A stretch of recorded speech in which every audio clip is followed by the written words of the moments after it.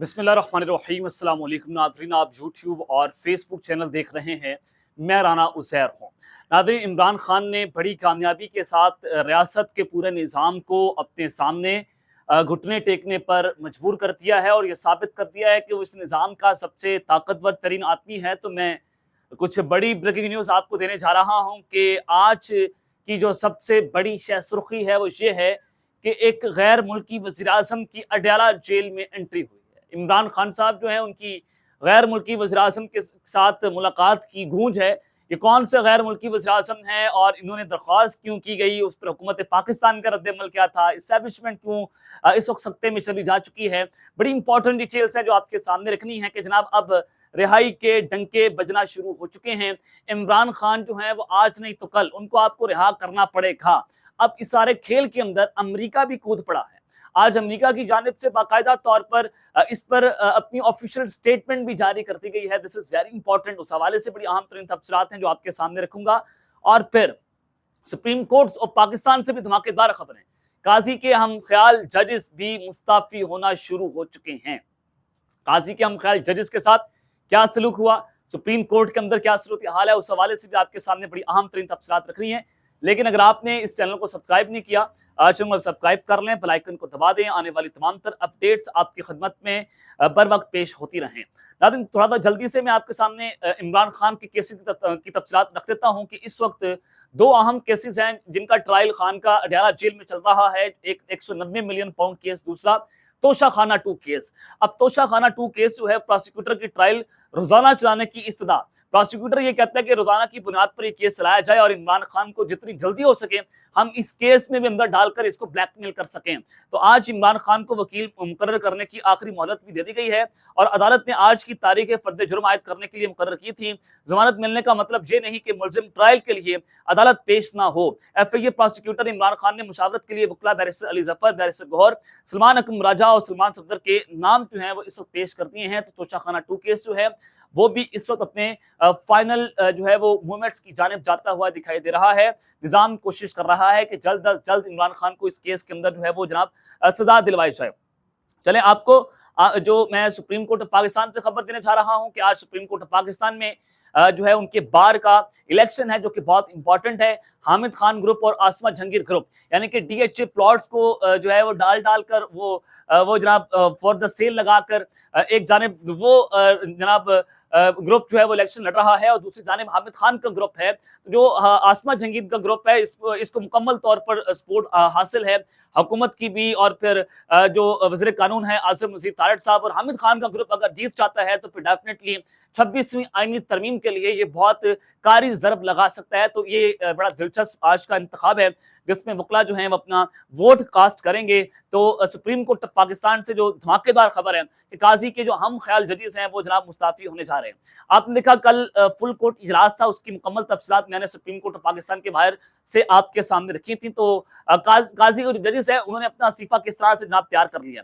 कल जो full court इजलास हुआ उसमें 15 जजेस जो है वो शामिल थे। जस्टिस मंसूर अली शाह साहब जो है वो फिजिकली तो उसमें शामिल नहीं हो पाए, तो डेफिनेटली वो सऊदी अरब में उम्रे की अदायगी के लिए मौजूद थे, तो वो वाया वीडियो लिंक आए और उनके जो है वो जो प्रेस रिलीज जारी हुआ, जो मिनट सामने आए फुल कोर्ट के, तो जो उनका मुतारिफ करवाया गया एक पूरा पैकेज है, उसको कहा गया कि इसको लागू किया जाए और 1 माह के लिए उसको लागू करने का फैसला कर लिया गया। और अब फुल कोर्ट जो है वो हर माह हुआ करेगा। अब 2 दिसंबर को दोबारा से फुल कोर्ट इजलास जो है वो चीफ जस्टिस आयशा अफरीदी ने तलब कर लिया है। तो अब जनाब कल के जो फुल कोर्ट इजलास हुआ उसमें एडहॉक जजेस को नहीं बुलाया गया। जो चीफ जस्टिस काजी फायद ईसा ने 2 एडहॉक जजेस को लगाया था, जो साबिक जज हो चुके थे, इनको दोबारा लगाया गया। तो अब वो उनको क्यों नहीं बुलाया गया था, खबर ये चल रही थी।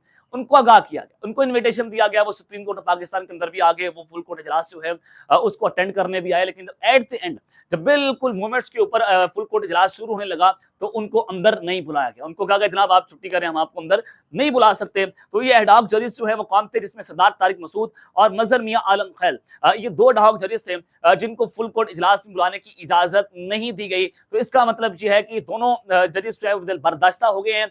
ये जनाब इस वक्त फ्रस्ट्रेशन का शिकार हैं और इतने दिल बर्दाश्ता हो गए हैं, किसी भी वक्त मुस्ताफी हो सकते हैं। ये सुप्रीम कोर्ट ऑफ पाकिस्तान से आपको मैं एक्सक्लूसिव खबर जो है वो ब्रेक कर रहा हूं कि 2 जजेस जो है वो किसी भी वक्त मुस्ताफी हो सकते हैं। जो काजी के दौर में एडहॉक जजेस इनको लगाया गया था। चलें एक और आम खबर है کہ جناب رہائی کی خبریں جو ہیں وہ خان صاحب کی چل پڑی ہیں.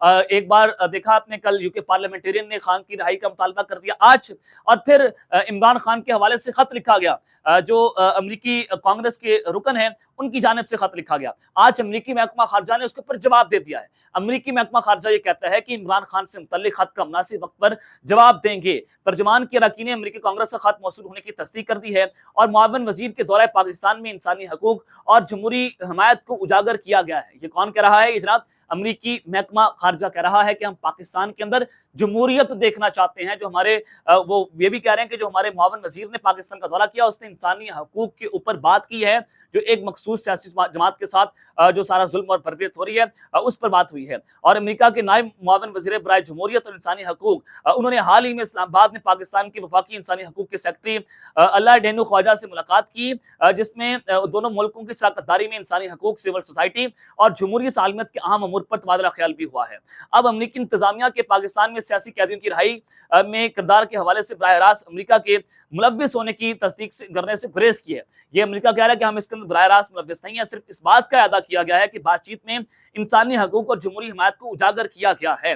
اب جو معاملہ بنا اس میں یہ بھی بتایا گیا کہ مبینہ طور پر جو انسانی حقوق کے معاون وزیر امریکہ کا دورہ آیا پاکستان میں, جب وہ آئے تو انہوں نے مبینہ طور پر اس ملاقات کے فوری بعد عمران خان کی بہنوں اور اہلیہ کو حراست سے رہا کر دیا گیا تھا, جسے عمران خان کے کچھ حامیوں نے امریکی سفارتی دباؤ سے منسوب بھی کیا ہے. لہٰذا جیسی دورہ کمپلیٹ کر کے وہ جاتے ہیں, فوری طور پر بشرا بھی رہا کر دی گئی, عمران خان کی بہنوں کو رہا کر دیا گیا, اور ریلیف ملنا جو ہے وہ اس وقت شروع ہو چکے ہیں. تو اب عمران خان صاحب جو ہم دیکھتے ہیں ان کو کب رہا کیا جاتا ہے, تو یہ اب تک کی ایک بڑی عام خبر ہے.